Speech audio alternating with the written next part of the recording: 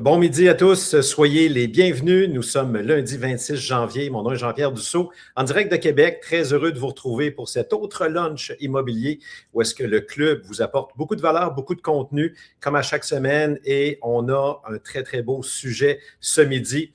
Donc, d'entrée de jeu, oui, j'aimerais remercier évidemment les gens qui ont rendu possible la diffusion de l'événement de ce midi, toute l'équipe du club, Sandra, Ariane, entre autres, Mehdi qui est en régie, Eric aux communications marketing.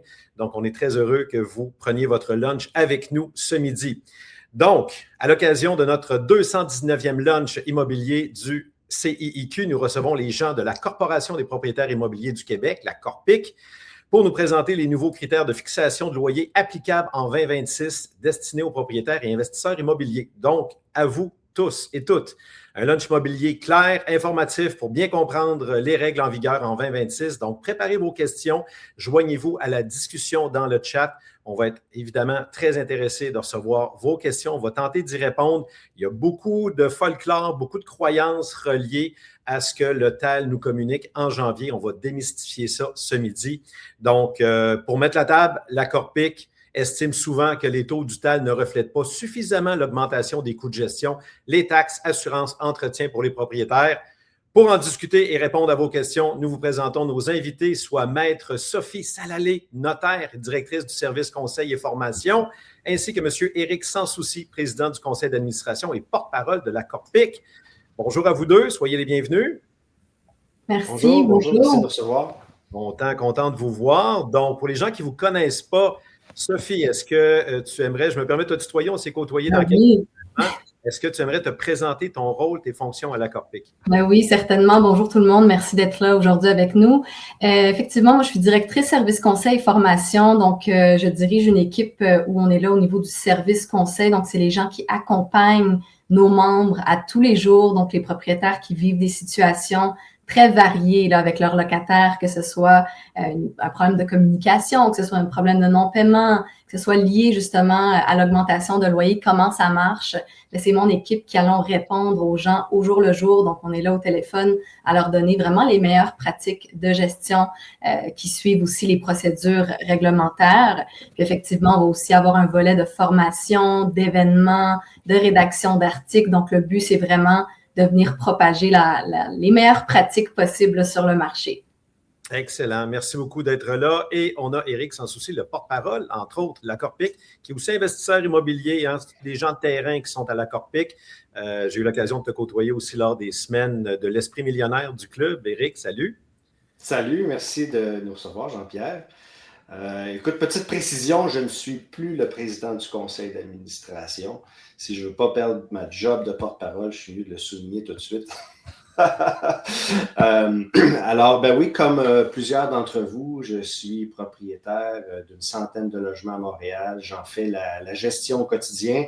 Donc là, on a eu une fin de semaine de grand froid. J'ai eu des tuyaux gelés dans deux endroits où le chauffage a lâché. Donc, ce que vous vivez au quotidien, je sais exactement ce que c'est. Alors, mon travail avec la Corpic, ça va être de faire différentes rencontres, que ce soit dans les médias pour parler de votre réalité ou encore d'aller voir des élus, des fonctionnaires pour communiquer cette réalité-là. Donc, après notre rencontre, j'ai une rencontre avec le cabinet finance qui prépare son budget pour parler de rénovation, entre autres, puis des mesures qui pourraient être intéressantes pour vous aider. Donc, c'est ça notre travail au quotidien là, au niveau des affaires publiques et gouvernementales. Excellent. Merci à vous deux. Puis, les gens qui nous regardent, qui nous écoutent présentement, si vous ne connaissez pas la Corpic, on vous en prie, allez sur le site, voyez tous les avantages de devenir membre, que vous ayez un seul condo en location, un duplex, un triplex. Écoutez, c'est une foule d'outils à votre disposition et les représentations, comme vient d'en parler Éric, les représentations au niveau du gouvernement, mais sans compter là, tous les modèles, les avis, vos conseillers, proprio experts, proprio enquête, les rabais, les événements. Écoutez, il y a tellement d'avantages d'être membre de la Corpic et ce sont des gens qui représentent la voix des propriétaires, des investisseurs dans le marché. Puis comme vous le voyez, ils le font bien, ils paraissent bien, ils le font élégamment. Ils rapportent, je trouve, un message qui est très noble. et qui nous repositionne en tant que propriétaire. Des fois, on est mal aimé, malmené dans les médias. Donc, merci pour ce que vous faites. C'est super. Good. On commence donc avec le vif du sujet. Et d'emblée, j'aimerais qu'on remette en contexte tout ça. Éric, là-dessus, je crois que tu avais quelque chose à nous dire. Oui, certainement. Ben, ce qui est particulier cette année, quand on se compare au passé, c'est que pour la première fois en plus de 40 ans, on a maintenant une nouvelle grille, une nouvelle méthode de calcul. Et ça, c'est important de s'en rendre compte si on ne l'a pas vu passer dans les médias parce qu'on a autre chose de plus intéressant à faire. Et ça, on pourrait comprendre. Donc, c'est une nouvelle grille. Et il y a plusieurs éléments là-dedans qui sont à retenir. Là, mais si j'avais à simplifier au niveau de cette grille-là, ben, c'est que d'abord, elle est plus simple. Avant, vous aviez une douzaine d'indicateurs économiques qui étaient considérés pour le calcul de l'augmentation avec la grille du TAL. Puis là, ben, ça a été réduit à 4. Donc, l'inflation, les taxes municipales scolaires, ensuite, on va avoir les assurances et les travaux. Donc, c'est beaucoup plus simple. Ben, l'avantage là, de cette simplification-là, c'est que dans un cas de désaccord ou juste pour présenter l'information, vous risquez d'être plus en contrôle quand vient le temps de l'expliquer à un locataire qui pose des questions. Puis le locataire, bien aussi, il risque de comprendre pas mal plus facilement. Donc, le grand souhait qu'on avait avec cette grille-là qui a été modifiée, on a fait plusieurs demandes là, au niveau de la COPIC depuis longtemps, et celle-là, elle a été rejointe. Qu'elle soit plus simple. On ne veut pas retourner en fixation de loyer. Il y en a beaucoup dans les 2 dernières années. Lorsque les augmentations ont été plus importantes qu'avant, ils se sont retrouvés avec des locataires sous le choc qui ne comprenaient pas. Puis on a dû aller, en ce qui me concerne, pour la première fois en plus de 20 ans, au tribunal administratif du logement, puis me taper 10 heures de montage de dossier, puis imprimer une petite facture, les séparer en 6 quand c'est un siplex. Tout ça pour aller au TAL, puis d'avoir un locataire avec qui j'aurais dû bien m'entendre parce que l'augmentation était conforme, puis avec qui finalement la relation s'est un peu altérée. Alors, c'est plus simple. Maintenant, une des demandes aussi qu'on avait depuis longtemps, c'est qu'on voulait, puis tantôt tu l'as dit Jean-Pierre, on trouvait souvent que les augmentations qui étaient présentées par le tribunal n'étaient pas suffisantes. Et si on enlève les 2 dernières années, 4 puis le 5,9 qui avait été annoncé. Les 20 précédentes, ben, les augmentations étaient systématiquement sous l'inflation. Donc là, à chaque année, ben, les loyers, finalement, n'augmentaient pas aussi vite que l'inflation. Donc, il fallait corriger ça.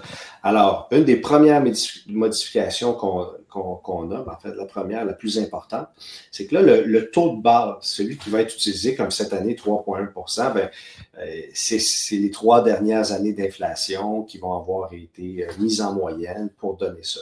Alors ça, ce que ça fait quand on prend une moyenne, puis j'entrerai pas dans la mécanique trop, là, Sophie pourra en parler un peu, mais ce que ça fait, c'est que quand on prend les 3 dernières années, c'est que si la dernière année, l'inflation était très élevée, comme on a vu durant la pandémie, bien, puisque ça va être moyenné, bien, l'augmentation va être lissée dans le temps. On ne perdra pas au change personne, mais au moins le choc va être moins brusque. On va avoir un locataire qui va être moins pris par surprise, donc ça va être pas mal plus simple pour nous. Ensuite, vous allez avoir là, les taxes et assurances là, à peu près de la même façon que par le passé, mais là, c'est le différentiel au-dessus de l'inflation qui est considéré. Sinon, ce que j'ai à vous dire aussi, un gain important, peut-être pas aussi important qu'on souhaitait, c'est la partie qui concerne les travaux. Donc, si vous dépensez, puis Sophie pourra vous en parler un peu plus tantôt, là, c'est maintenant plus étendu que travaux majeurs, là, appelons ça des travaux. Mais par le passé, la reconnaissance de ces investissements-là que vous faisiez variait d'une année à l'autre. Alors là, cette année, surprise, ça va te prendre 50 ans pour récupérer ton investissement. L'année d'avant, c'était 32. Donc, ça variait selon principalement les taux d'intérêt, là, je vais dire ça simplement. Alors, on n'avait pas de prévisibilité. Puis on le sait, quand on dépense de l'argent dans un immeuble, s'il n'y a pas d'augmentation de loyer, ben ça ne se traduit pas dans la valeur de l'immeuble. Même si vous avez un toit neuf, il ne vaut pas bien plus cher si l'augmentation de loyer n'a pas suivi. Alors maintenant, on sait à quoi s'en tenir. Ça, c'est une bonne nouvelle. Puis ensuite de ça, ça a été fixé à 5 Vous dépensez 100 000 dans l'immeuble, vous prenez 5 000 que vous allez diviser entre les locataires en 12 mois. Puis ça va être donc dans votre augmentation. Donc 5 %, c'est à peu près ce que c'était l'an dernier à 4,8 %, mais c'est quand même dans les bonnes conditions. Et c'est important parce que vous avez des vieux immeubles. 70 % des immeubles au Québec ont été construits avant les années 80. C'est des passoires, il faut absolument qu'on les rénove. Et depuis 40 ans, la grille du TAL, ce qu'elle nous disait indirectement, c'est que ce n'est pas une bonne affaire de rénover. Ce n'était pas assez reconnu. Donc là, on doit entreprendre ces rénovations-là. On n'a pas le choix, on ne peut plus pelleter par en avant. Et on est dans un contexte où les coûts de rénovation ont explosé aussi. Donc, on a besoin d'aide. Puis tantôt, je disais qu'on s'en allait voir le cabinet finance tantôt cet après-midi. Bien, c'est justement pour faire valoir que si la grille du TAL a fait un pas dans la direction, on doit, dans la bonne direction, on doit aller plus loin pour vous accompagner, pour rendre possible le financement de ces travaux. Alors, c'est un peu comme ça que j'expliquerais le contexte là, qui nous mène à aujourd'hui, Jean-Pierre, puis qui est important de comprendre. Ça change. Très bon. Merci beaucoup, Éric. Sophie, de ton côté, je sais qu'effectivement, tu es très connaissante. En passant, Sophie sera avec nous à Québec ce mercredi, 28 janvier, lors de la soirée mensuelle en présentiel à l'Hôtel Plaza sur le boulevard Laurier. Donc, Sophie aura une capsule avec les PowerPoint, les slides, les tableaux. Mais je te cède la parole parce qu'il y a beaucoup encore de folklore. Qu'est-ce qui se passe? Il y en a qui nous parlent du mois d'avril, les baux avant avril, 4,5, les baux après avril 2026, 3,1. Peux-tu nous éclairer un petit peu? Et est-ce que ce que le TAL nous communique comme pourcentage, est-ce que c'est une obligation? Très, très bonne question. On va démystifier tout ça ensemble parce qu'effectivement, oui, c'est bien beau. Là, il y a un nouveau règlement qui est entré en vigueur à partir du 1er janvier 2026. Mais ce qui s'applique nécessairement à vous, ça dépend de 2 éléments. Ça va dépendre de la date de votre bail, donc quand est-ce qu'il débute, quand est-ce qu'il se termine, et quand est-ce que vous avez remis votre avis de reconduction. Avis, d'ailleurs, que je le rappelle, il faut envoyer dans une période très précise, là, encore une fois, selon le terme de vos baux. Si on y va avec le cas classique, bail du 1er juillet au 30 juin, qui est environ 90 % des baux au Québec, on est dans une période de 3 à 6 mois avant la fin du bail. Donc, on parle de début janvier jusqu'à la fin mars. Mais si on est dans un bail à court terme, moins de 12 mois, bien là, il faut faire attention, c'est plutôt entre 1 et 2 mois avant la fin du bail. Donc, si j'ai fait exprès de faire un premier bail, par exemple, du 1er décembre, par exemple, jusqu'au 30 juin, pour qu'après, bon, je le renouvelle à nouveau là, du 1er juillet. Mais c'est très important, ma période de reconduction, c'est pas tout de suite. Il faut vraiment que j'attende au mois de mai à ce moment-là. Donc, regardez aussi à l'endos de vos baux. Là, vous avez un beau tableau qui vient vous rappeler vos périodes de reconduction selon le terme de votre bail. Terme du bail n'équivaut pas à période de référence. La période de référence, c'est vraiment à elle qu'on va se fier pour savoir quelle méthode de calcul on doit utiliser. Puis par le passé, c'était pas compliqué parce que on avait une seule méthode de calcul, mais là, cette année, avec une entrée en vigueur en début d'année, on se retrouve avec des gens qui doivent peut-être utiliser encore l'ancienne méthode avec les anciens critères, puis d'autres personnes qui vont peut-être devoir utiliser les anciens critères, mais selon la nouvelle méthode. Je vais essayer de vous résumer tout ça au verbal parce que, bon, on n'a pas la présentation devant nous aujourd'hui. On l'aura lors des présentations mercredi, aussi celle de Montréal début février. Mais en gros, si vous vous retrouvez dans le cadre classique dont on parle, le fameux bail qui se renouvelle au 1er juillet 2026 et que vous avez peut-être pas encore remis vos avis ou vous les avez remis à partir du 1er janvier, bien, vous êtes dans la nouvelle méthode avec les nouveaux critères, donc le fameux 3,1 %. Bon, après ça, il y a un pourcentage si vous êtes une RPA, par exemple, pour les services qui se rattachent à la personne même du locataire, des cas plus précis. Donc ça, c'est la nouvelle méthode et les nouveaux critères. Par contre, si vous avez remis votre avis à compter du début de l'année aussi, du 1er janvier 2026, mais que votre bail débute entre le 2 avril 2025 et le 1er avril 2026, bien là, c'est la nouvelle méthode, mais c'est les critères de fixation de 2025. Donc, plutôt que 3,1 %, on va parler d'un pourcentage de base de 4,5 % et pour ce qui est des services rattachés à la personne, de 6 % plutôt que 6,7 là, avec avec les nouveaux critères 2026. Donc là, on parle vraiment d'un bail, par exemple, si vous me dites, moi, il se renouvelle mon bail le 1er mars 2026 et je viens tout juste de remettre mon avis, techniquement, oui, c'est la nouvelle méthode qui est entrée en vigueur au 1er janvier, mais selon les données de l'année dernière, 2025. Donc ça, c'est super important. Puis, pour ceux qui ont remis leurs avis avant le 1er janvier 2026, parce qu'encore une fois, on se retrouve un petit peu dans une phase de transition où beaucoup de dates vont venir se chevaucher. Disons que j'ai un bail qui débute entre le 2 avril 2026 et le 1er avril 2027, mais que j'ai donné mon avis avant le début de l'année. Je l'ai donné peut-être au mois de décembre parce que j'ai un bail qui se renouvelle, lui, au mois de mai. Donc, j'utilise les nouveaux critères, mais selon l'ancienne méthode. Donc, l'ancienne méthode qui prenait encore en compte l'entretien, les frais d'énergie, on se rappelle là, l'énergie, le gaz, l'électricité, le mazout, les frais de gestion, donc tout ça et le fameux revenu net là. Donc ça, il faut vraiment utiliser l'ancienne méthode vu qu'on a remis l'avis avant le 1er janvier. Puis le dernier scénario, le 4e, c'est les baux qui débutent du 2 avril 2025 au 1er avril 2026. Là, c'est l'ancienne méthode avec les anciens critères de 2025. Donc, je dirais c'est très important d'utiliser la bonne méthode avec les bons critères. Ça peut être très mélangeant, là, dites-vous. Pour la majorité d'entre vous, c'est la nouvelle méthode avec les nouveaux critères. Mais toutes ces données-là se retrouvent sur le site du TAL ou si vous êtes membre Corpic, bien évidemment, vous nous appelez. On va vous dire exactement quoi utiliser là, selon vos dates. Excellent. Merci à vous deux. Beaucoup de stock. J'aimerais qu'on mette l'emphase sur le fait. Oui, Éric, vas-y. À ta question, est-ce que c'est obligatoire? Est-ce que c'est une recommandation? On dit non et non. Ce n'est pas obligatoire, ce n'est pas une recommandation du TAL. La bonne façon de comprendre ce 3,1%-là, s'il n'y avait pas de changement au niveau des taxes, que vous n'aviez pas fait de travaux, c'est ce qui serait admissible au tribunal en cas de fixation de loyer. C'est ce qui vous serait accordé. Puis là, bien évidemment, s'il y a des augmentations de taxes et d'assurances qui sont supérieures à l'inflation, 3,1%, ça va être pris en considération ajouté.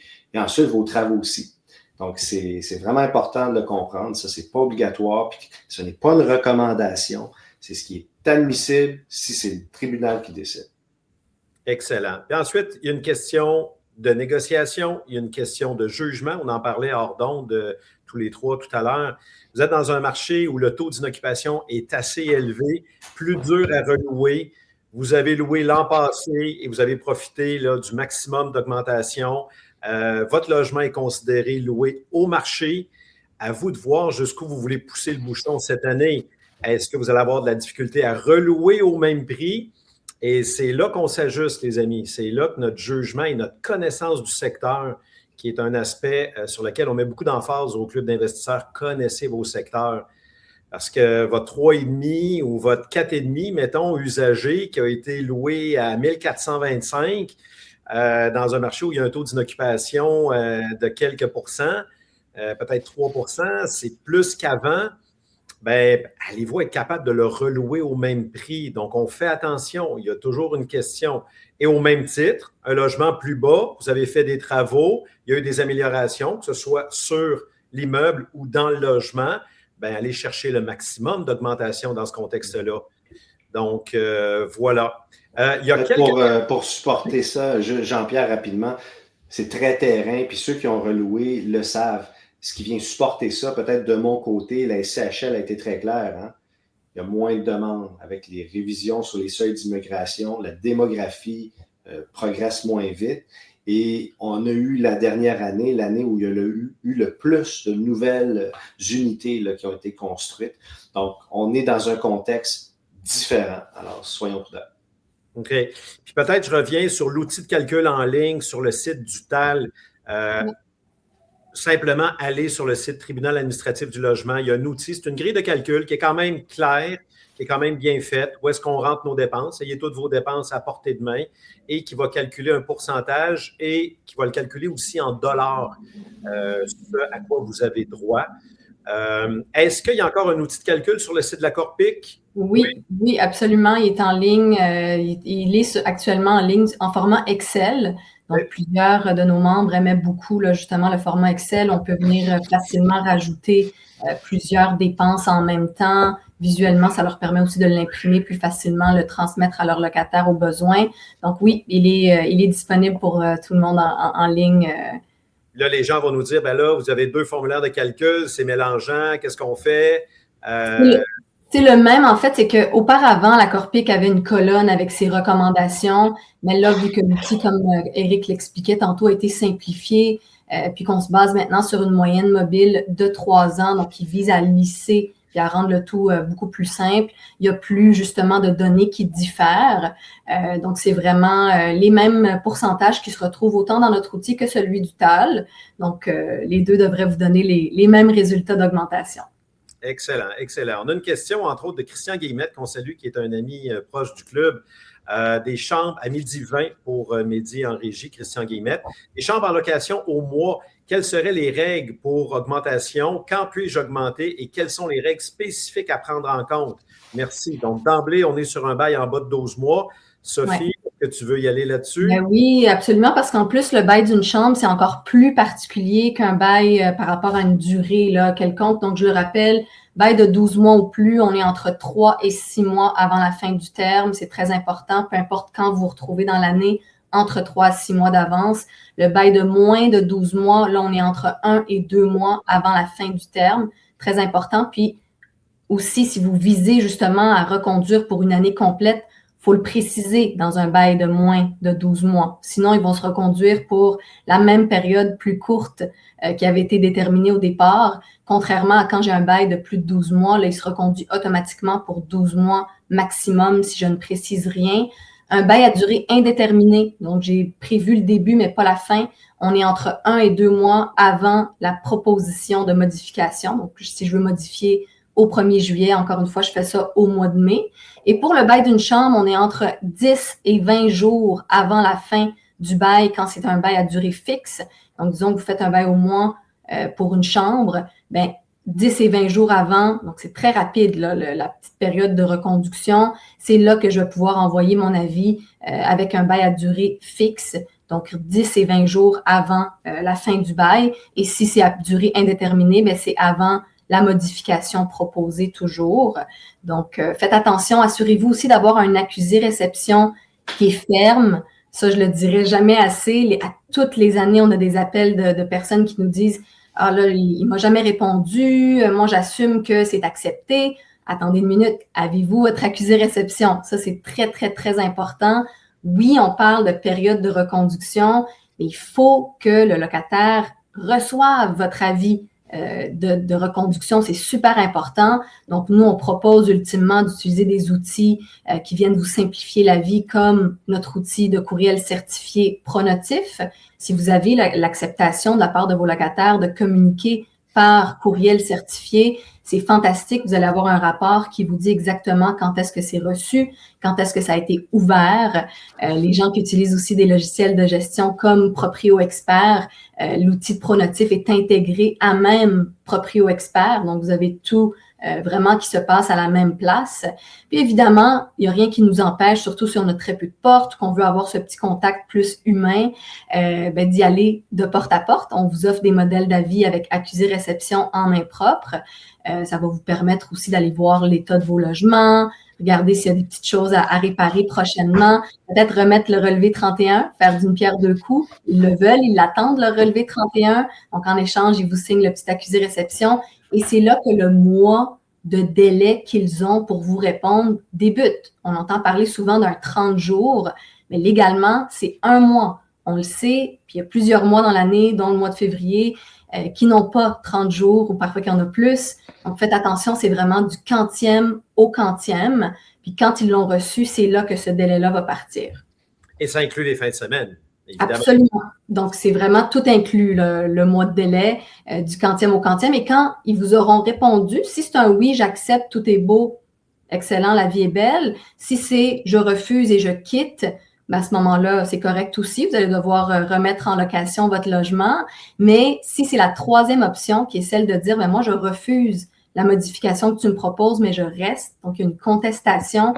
Faites attention aussi parce que là, dès la réception de cette réponse, c'est vous, propriétaire, gestionnaire, qui allez avoir 1 mois pour possiblement entamer une démarche au tribunal administratif du logement s'il n'y a pas d'entente entre les parties. Donc, vous avez 1 mois, si vous prenez 1 semaine, 2 semaines pour tenter de discuter, expliquer votre montant à votre locataire, c'est ce qui est recommandé. Mais sachez que ces négociations-là ne font pas recommencer le délai à 0. Ça aussi, c'est une erreur fréquente qu'on voit.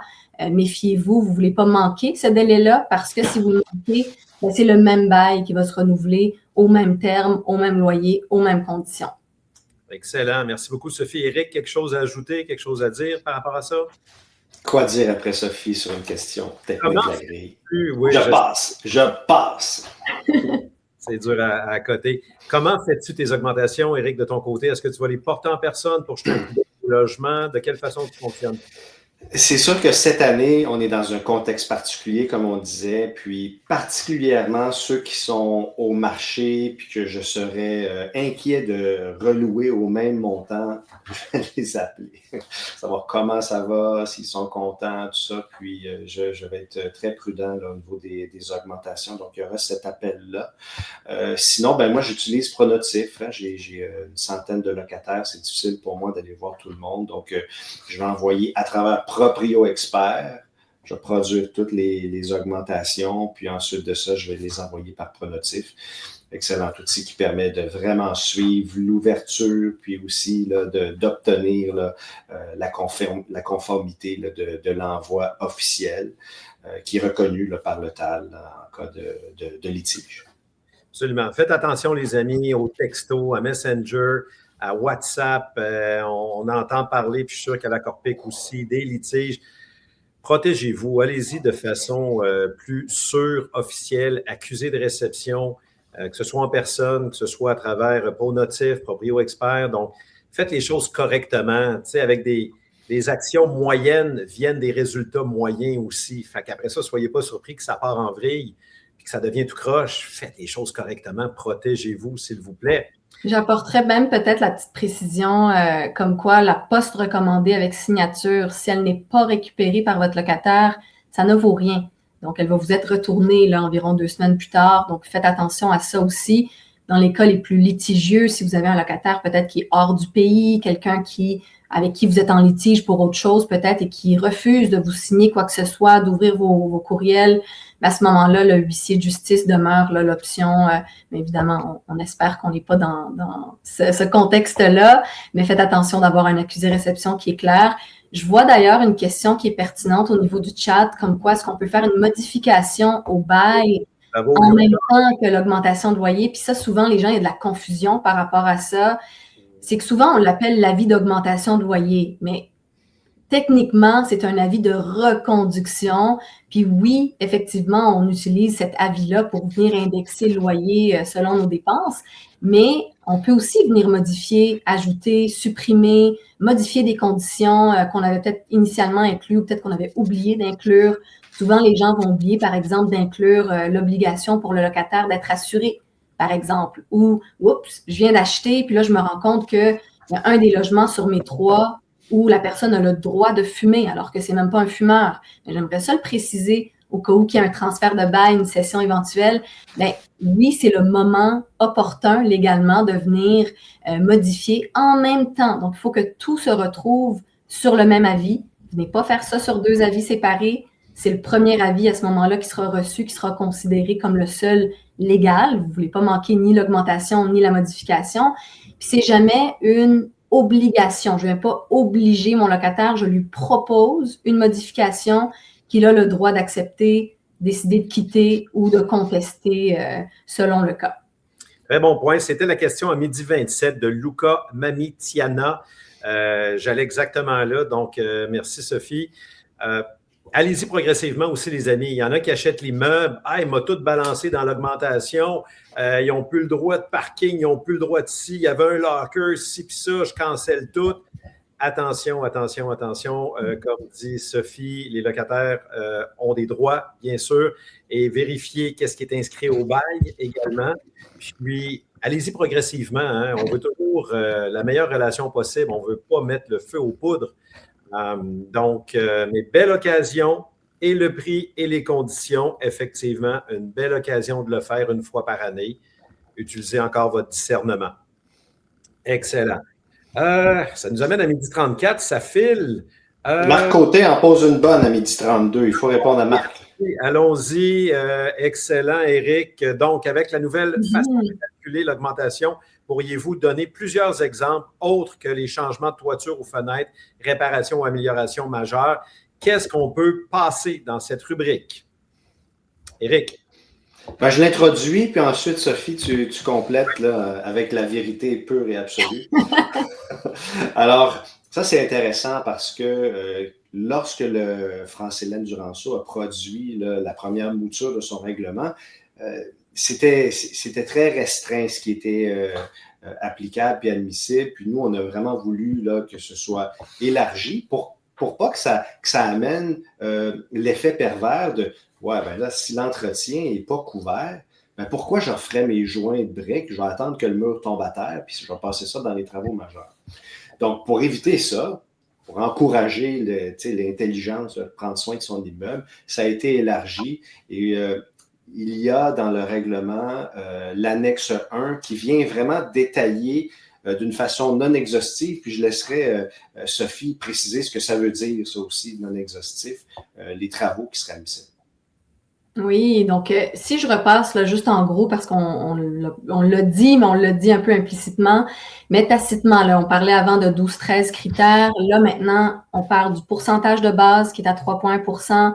Les RPA ou les gens qui ont des services rattachés à la personne même du locataire, il y a un 6,7 % pour ces services-là. Faites attention, il y a aussi un nouvel avis de reconduction spécifique pour ces cadres-là. Vous le retrouvez autant sur notre site web que celui du TAL. Donc, faites attention si vous êtes dans ce cadre-là.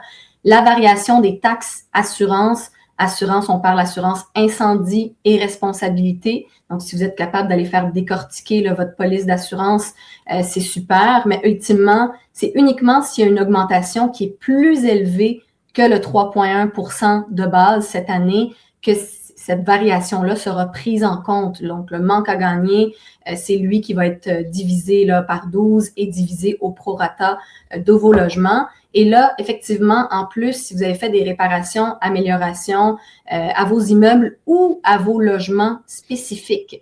Donc là, le fameux tableau là, que vous retrouvez autant sur notre fiche Excel que celui du TAL, vous le voyez, tout se retrouve à la même place. Avant, on avait vraiment 2 espaces distincts pour l'immeuble au complet, puis on avait un espace distinct pour les logements spécifiques. Maintenant, on vous dit, qui est affecté par cette dépense et est-ce que le logement que tu calcules en ce moment est affecté? Puis si oui, il faut venir l'ajouter, là, il y a une petite case à cocher.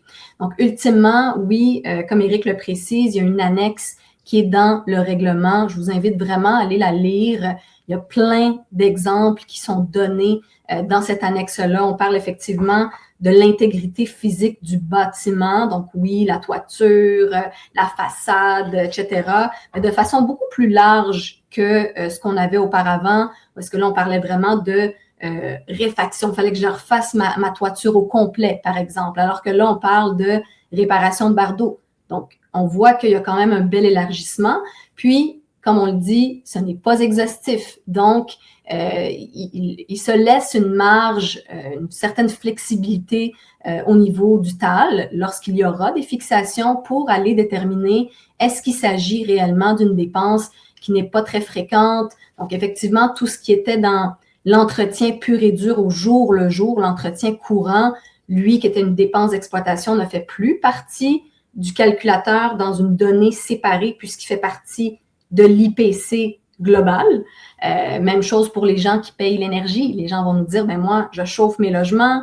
Est-ce que c'est pris en compte? Selon la nouvelle méthode, c'est pris en compte dans l'IPC de base. Et donc, il n'y a plus de pourcentage distinct pour ces cas-là. Donc, ça, c'est important de le comprendre. Mais c'est ça, pour les travaux et réparations, moi, j'aime maintenant l'appeler réparation et amélioration plutôt que de parler de travaux majeurs, parce que c'est pas uniquement ça. On peut vraiment parler d'ajouts comme un comptoir de cuisine, comme j'ai changé la cuvette de toilette, donc des petites dépenses qu'auparavant, on mettait au niveau de l'entretien et pour lesquelles tout le monde payaient une portion d'augmentation, mais maintenant, on peut aller cibler le logement pour qui c'est fait. Puis vu que ce n'est pas une dépense qui est fréquente, avec l'annexe, mais on peut apparenter là, ces dépenses-là à des dépenses qui seraient prises en compte là, au niveau du calcul.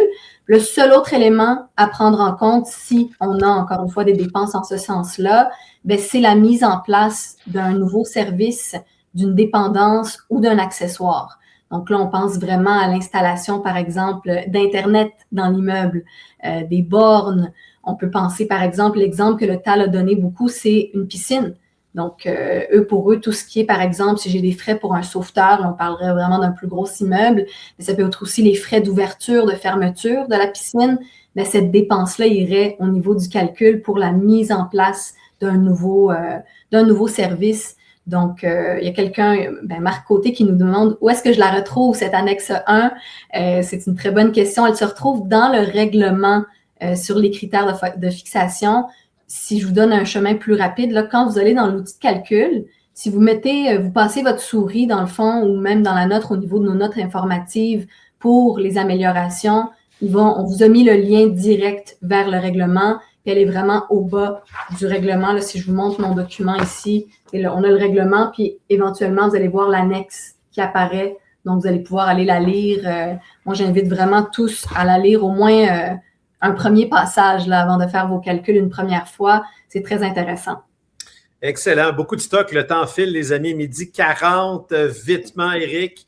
Rapidement, juste pour dire que faut pas être inquiet que cette nouvelle grille-là décourage l'entretien. On a vu le commentaire déjà passer. L'an dernier, par exemple, même si vous mettiez des gros montants dans l'entretien, étant donné que le revenu net était élevé, ça ne faisait rien comme impact sur vos augmentations. Donc là, il faut savoir que chaque dollar qui va être mis là-dedans va vraiment être pris en considération dans le calcul de votre augmentation. Donc, c'est positif pour vous. C'est une bonne nouvelle. Puis ça, c'est suite à des représentations que la Corpic a fait, toujours dans le développement d'une meilleure équité. Hein? On n'aime pas nécessairement qu'il y ait des clans locataires-propriétaires, mais qu'il y ait un équilibre peut-être plus juste. Tant mieux, hein, c'est des gains qui sont faits et c'est pour ça que vous devez être membre de la Corpic parce que c'est un poids là, au niveau politique exceptionnel. Donc, écoutez, ça a passé vite, beaucoup de stock, beaucoup de choses à savoir. Je remercie encore une fois nos invités. Je vais leur laisser le mot de la fin. Je vais commencer avec Sophie. Donc, une petite conclusion sur ce qui se passe présentement avec nos critères de fixation. Oui. Ce sont de gros changements qui n'ont pas eu lieu depuis très, très, très longtemps. Donc, prenez le temps de bien comprendre, de vous assurer d'être dans les bonnes dates, d'utiliser la bonne méthode pour vos baux, puis aussi de comprendre que le fameux 3,1 %, ce n'est pas un pourcentage fixe applicable à tous. Il faut venir le nuancer. C'est vraiment le pourcentage applicable de base. Si vous avez eu des baisses d'assurance ou des baisses de taxes et que vous n'avez pas fait de travaux, il se peut que vous ayez le droit à moins que ce pourcentage-là. Et si vous avez eu des hausses et même fait des travaux sur votre immeuble, bien là, on peut aller à 5, 6, 7, 8 %. Il n'y a pas de plafond, de minimum, de maximum. C'est vraiment le pourcentage de base, mais il faut le nuancer, donc il faut bien le comprendre. Puis n'hésitez pas à utiliser les ressources qui sont à votre disposition en cas de question ou en cas de doute. Excellent, très clair. Merci beaucoup. Éric, on termine avec toi. Rapidement, bonne saison de renouvellement. Soyez prudents. Le marché a changé un peu et on va vous souhaiter là, que ça se passe bien et que vous n'ayez pas à aller au tribunal en fixation de loyer. Merci encore. Écoutez, comme vous le voyez, là, on a des professionnels qui nous représentent sur la place publique. On vous remercie, la Corpic, d'être là. Je suis toujours très fier, moi, quand je vous vois, je vous entends dans les médias, vous faites les choses tellement bien. Puis je vous dis ça, là, vraiment en toute objectivité. Je trouve que vous êtes toujours mesuré dans vos propos, votre façon d'adresser, d'expliquer la situation pour qu'on comprenne davantage la réalité des investisseurs, des propriétaires immobiliers qui, encore une fois, malheureusement, parfois, ont de mauvaise presse. Donc, merci pour rétablir cet équilibre-là. Donc, écoutez, mon nom est Jean-Pierre Dussault. Ça conclut notre lunch de ce midi. Lundi prochain, 2 février, lors du 220e épisode, on reçoit Jacques Lépine, fondateur du club, pour nous parler de l'importance de la consolidation des actifs et d'avoir de la liquidité. Comme on dit, cash is king. Et on espère que vous serez là, bien sûr. L'événement de ce midi est disponible en podcast, à réécouter en rediffusion en tout temps. Et on remercie encore toute l'équipe qui a participé à la diffusion et à l'organisation de l'événement. Donc, merci d'avoir pris le lunch avec nous ce midi. Et comme on le dit au club, go, go, go. Faites de bons investissements, de bons renouvellements. À très bientôt. Au revoir.